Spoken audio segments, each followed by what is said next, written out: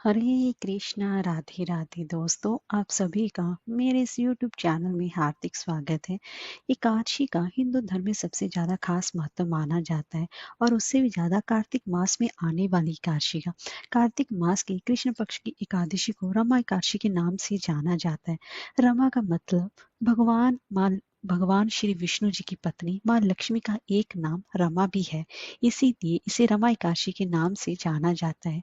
यह एकादशी बड़े पापों का नाश करने वाली है और इस एकादशी पर व्रत रखने से वाजपेयी के समान यज्ञ करने के बराबर पुण्य फल की प्राप्ति भी होती है। इसलिए इस एकादशी का इतना ज्यादा खास महत्व है। तो उसके साथ साथ कार्तिक मास का जो महीना है वो बेहद ही पावन और पवित्र महीना है। इस मास में प्रातःकाल स्नान करना, पूजन पाठ करना और तुलसी माता की पूजा उपासना करने से विष्णु भगवान अत्यंत ही प्रसन्न होते हैं। और रमा एकादशी पर व्रत रखने से भगवान विष्णु की विशेष रूप से प्रसन्नता भी प्राप्त होती है। तो दोस्तों, आज की इस वीडियो में मैं आपको रमा एकादशी की व्रत कथा के साथ साथ तुलसी माता की व्रत कथा का भी रसपान कराने जा रही हूँ। तो चलिए वीडियो शुरू करते हैं।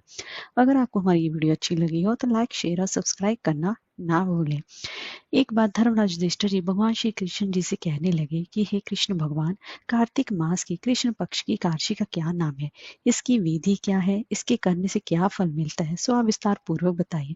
भगवान श्री कृष्ण बोले कि कार्तिक मास की कृष्ण पक्ष की एकादशी का नाम रमा है। ये बड़े बड़े पापों का नाश करने वाली है। इसका महत्व मैं तुमसे कहता हूँ, ध्यान पूर्वक सुनना। सो हे राजन, प्राचीन काल में मुचुकुंद नाम का एक राजा था। उसकी इंद्र के साथ मित्रता थी। साथ ही यम, कुबेर, वरुण और भविष्य भी उसके मित्र थे। ये राजा बड़ा ही धर्मात्मा, विष्णु भक्त और न्याय के साथ राज करता था। उस राजा की एक कन्या थी जिसका नाम चंद्रभागा था। उस कन्या का विवाह चंद्रसेन के पुत्र शोभन के साथ हुआ था। एक समय वह शोभन ससुराल आया। उन्हीं दिनों जल्द ही पुण्यदानी एकादशी रमा भी आने वाली थी।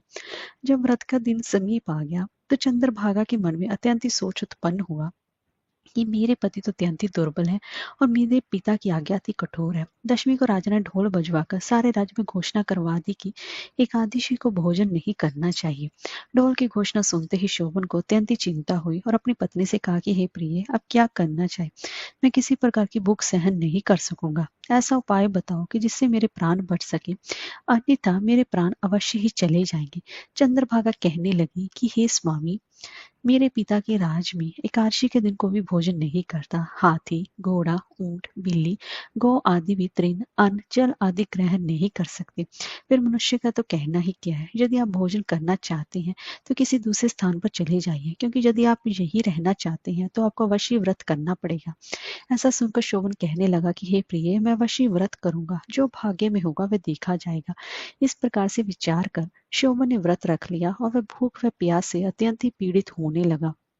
जब सूर्य नारायण अस्त हो गए और रात्रि को जागरण का समय आया, जो वैष्णवों को अत्यंत ही हर्ष देने वाला था, परंतु शोभन के लिए ये अत्यंत ही दुखदायी हुआ। प्रातःकाल होते ही शोभन के प्राण निकल गए। तब राजा ने सुगंधित काष्ठ से उसका दाह संस्कार करवाया, परंतु चंद्रभागा ने अपने पिता की आज्ञा से अपने शरीर को दग्ध नहीं किया और शोभन की अंत्येष्टि क्रिया के बाद अपने पिता के घर में ही रहने लगी। रमाकाक्षी के प्रभाव से शोभन को मंदराचल पर्वत पर धन धान्य से युक्त तथा शत्रुओं से रहित एक सुंदर देहपुर प्राप्त हुआ।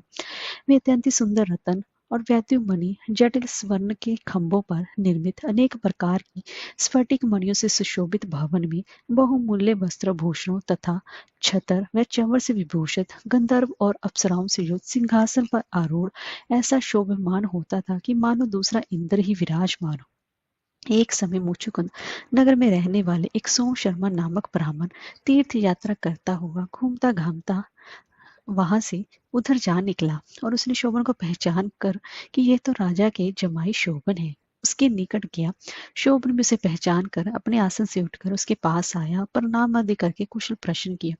ब्राह्मण ने कहा कि राजा मुचुकुंद और आपकी पत्नी कुशल से है, नगर में भी सब प्रकार से कुशल है, परंतु हे राजन, हमें आश्चर्य हो रहा है।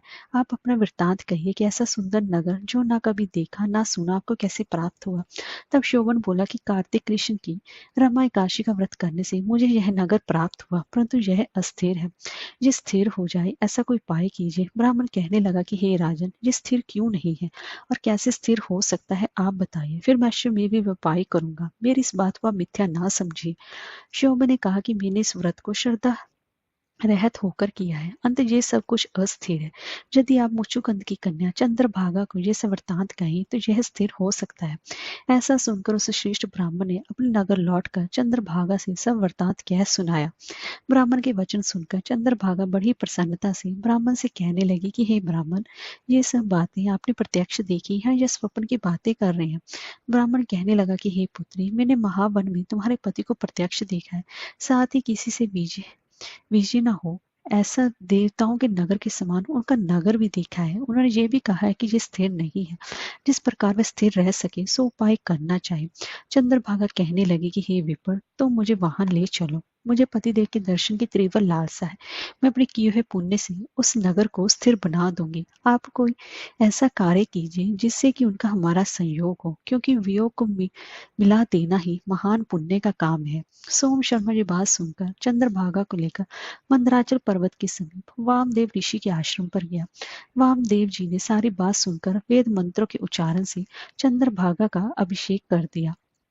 तब ऋषि के मंत्र के प्रभाव और एकादशी के व्रत से चंद्रभागा का शरीर दिव्य हो गया और वह दिव्य गति को प्राप्त हुई। इसके बाद बड़ी प्रसन्नता के साथ अपने पति के निकट के अपनी प्रिय पत्नी को आते देखकर शोभन अति ही प्रसन्न हुआ और उसे बुलाकर अपनी बाईं तरफ बिठा लिया। चंद्रभागा कहने लगी कि हे प्राणनाथ, आप मेरे पुण्य को ग्रहण कीजिए। अपने पिता के घर जब मैं 8 वर्ष की थी तब से मैं विधि पूर्वक एकादशी के व्रत को श्रद्धा पूर्वक करती आ रही हूँ। इस पुण्य के प्रताप से आपका यह नगर स्थिर हो जाएगा तथा समस्त कर्मों से युक्त होकर प्रलय के अंत तक रहेगा। इस प्रकार चंद्रभागा ने दिव्य आभूषणों और वस्त्रों से सुसज्जित होकर अपने पति के साथ आनंद पूर्वक रहने लगी। सो हे राजन, यह मैंने रमा एकादशी का महत्तम कहा है। जो मनुष्य इस व्रत को करते हैं उनके ब्रह्म इत्यादि समस्त पाप नष्ट हो जाती हैं। कृष्ण पक्ष और शुक्ल पक्ष दोनों की ही एकादशियां समान है। इनमें कोई भी भेदभाव नहीं है। दोनों ही समान ही फल देती है। जो मनुष्य इस महत्व को पढ़ते अथवा सुनते हैं वे समस्त पापों से छूटकर विष्णु लोक को प्राप्त होते हैं। अब मैं आपको तुलसी माता की व्रत कथा का रसपान कराने जा रही हूँ। एक दिन देवी सत्यभामा भगवान श्री कृष्ण जी के पास आई और उनसे के पूछने लगी कि हे स्वामी, आपने मुझे तुलसी के पौधे को जल देने का महत्व तो समझा दिया, लेकिन कार्तिक मास में तुलसी के पास दिया जलाने का क्या महत्व है? कार्तिक मास में रोज शाम को तुलसी के पास दीपक क्यों जलाया जाता है और इससे मनुष्य को क्या फल प्राप्त होता है? कार्तिक मास में तुलसी के पास दीपक जलाने की विधि क्या है? दीपक लगाते समय कौन से मंत्र का जाप करना चाहिए?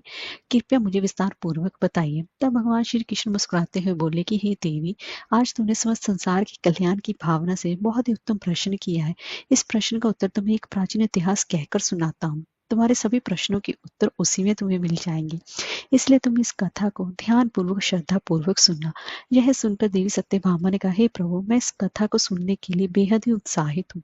कृपया मुझे अवश्य सुनाइए, मैं इसे ध्यान पूर्वक सुनूंगी। तब भगवान श्री कृष्ण देवी सत्यभामा को वह प्राचीन कथा सुनाने लगी। प्राचीन काल की बात है कि दक्षिण दिशा में तुंगभद्रा नाम की एक विशाल नदी बहती है, जिसके किनारे की हरपुर नाम का एक सुंदर नगर बसा हुआ था। इस नगर में अभिजीत नाम के एक विद्वान ब्राह्मण निवास करते थे। वे अति गुणवान, चरित्रवान और धर्म का पालन करने वाले व्यक्ति थे, जिन्होंने वेदों और शस्त्रों का गहन अध्ययन किया था। श्रोताओं, अभिजीत की एक पत्नी भी थी जिसे कि लोग दुराचारी कहकर पुकारते थे। उसके कर्म ही ऐसे थे जिसकी वजह से लोग उसका नाम दिया था। वह हमेशा अपने पति का अपमान करती, उन्हें तुच्छ कहती और उन्हें दुखी करती थी। उसने कभी अपने पति के साथ प्रेम पूर्वक विवाह नहीं किया, ना ही कभी उनके लिए भोजन बनाया। जब परिवार के लोगों को घर बुलाते तब उन्हें भी अपमानित करके भगा देती। स्वयं भी वह अन्य व्यभिचारिणी स्त्रियों के साथ घूमती रहती और पराये पुरुषों में उसकी विशेष रुचि थी। फिर एक दिन अभिजीत ने अपनी पत्नी से कहा कि हे बद्रे, तुम्हारा यह आचरण उचित नहीं है।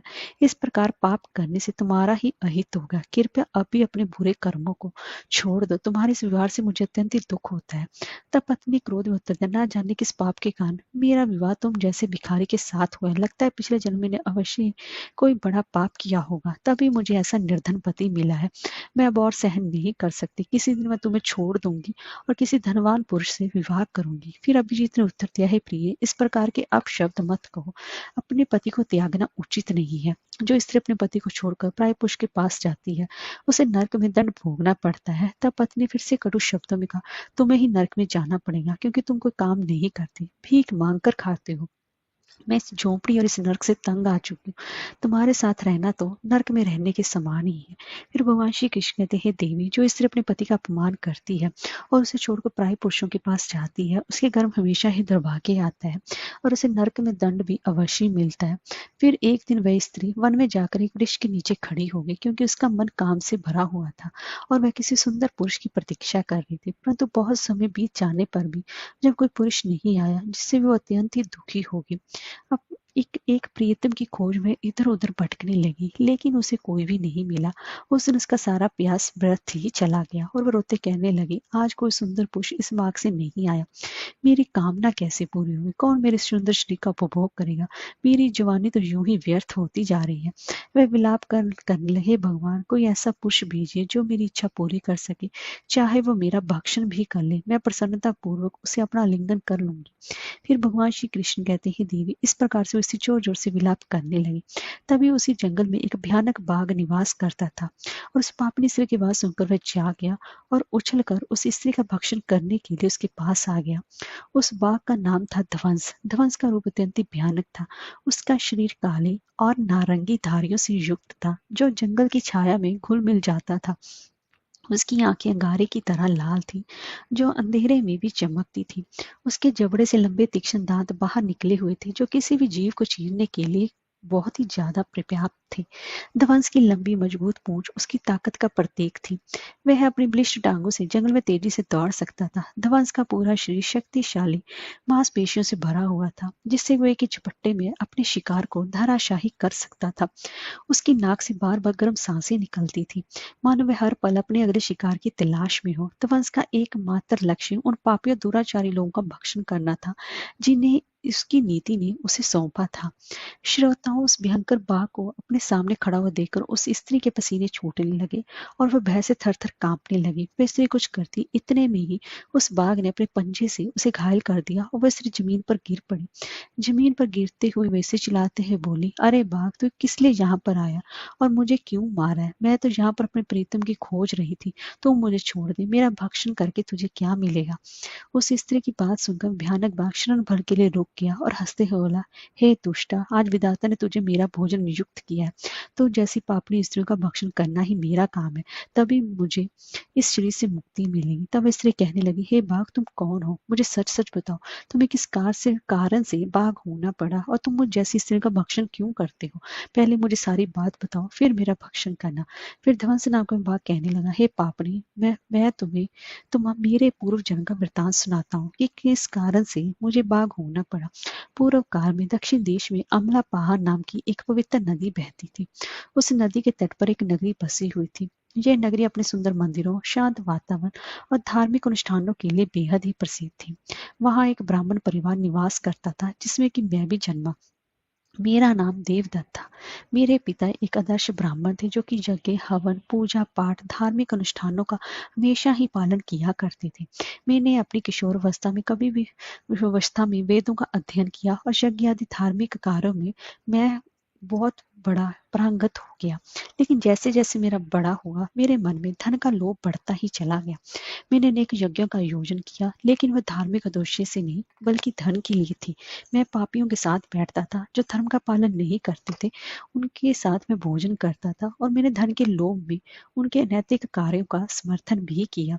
धर्म के मार्ग से भटकते हुए मैंने उन वस्तुओं का भी सेवन किया, जिन्हें ब्राह्मणों को नहीं लेना चाहिए। मेरा मन इतना लोभ में, इतना लालच में आ गया था कि मैंने बहाने बहाने में दूसरों से धन मांगता और फिर कभी मैंने वापस नहीं किया। मैंने अनेक प्रकार के छल कपट किए। इस प्रकार पाप करते हुए मुझे कई वर्ष बीत गए।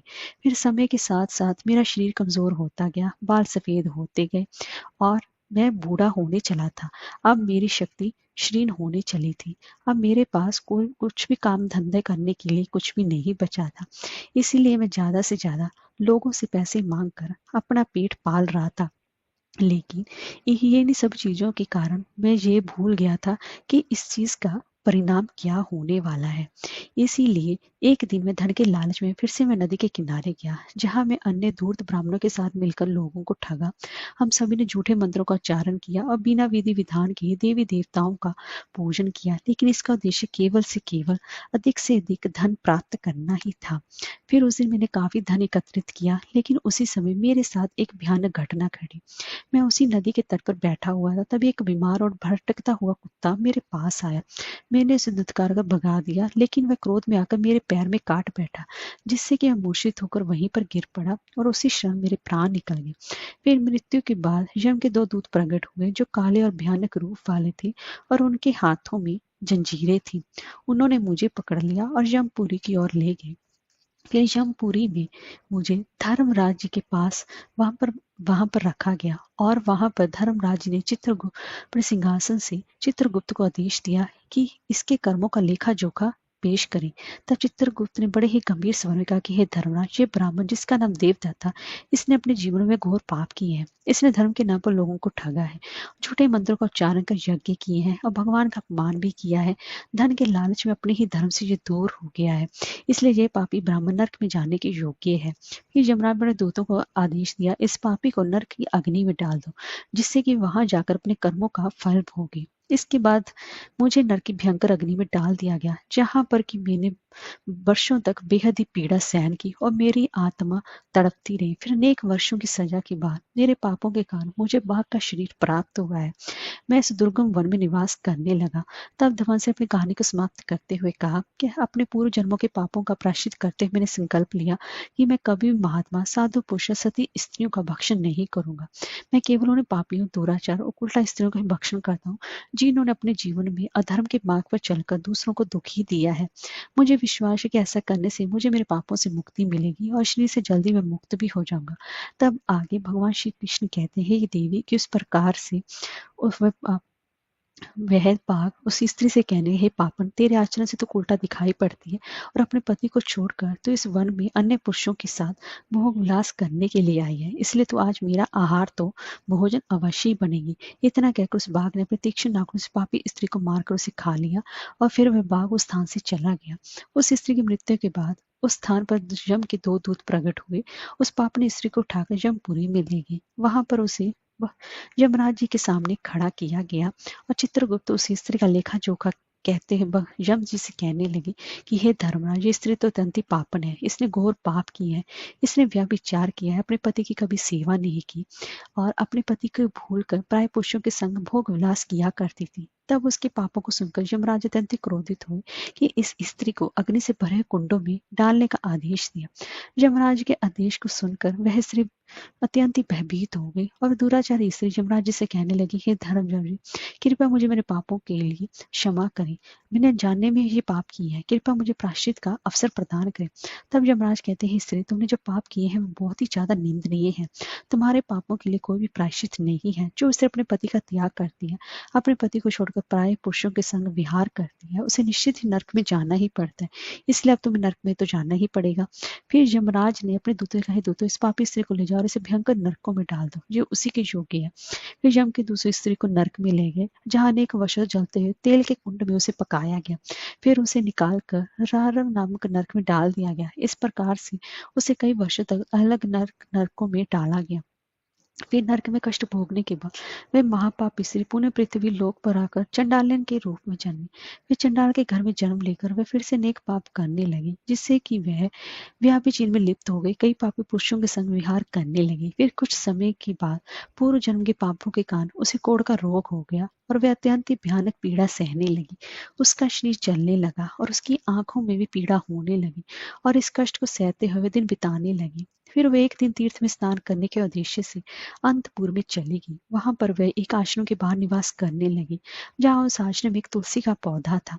अन्य स्त्रियों को वहां कार्तिक मास में तुलसी के बाद दीपक जलाते हुए देखकर उस पापनी स्त्री को बड़ा ही आश्चर्य हुआ।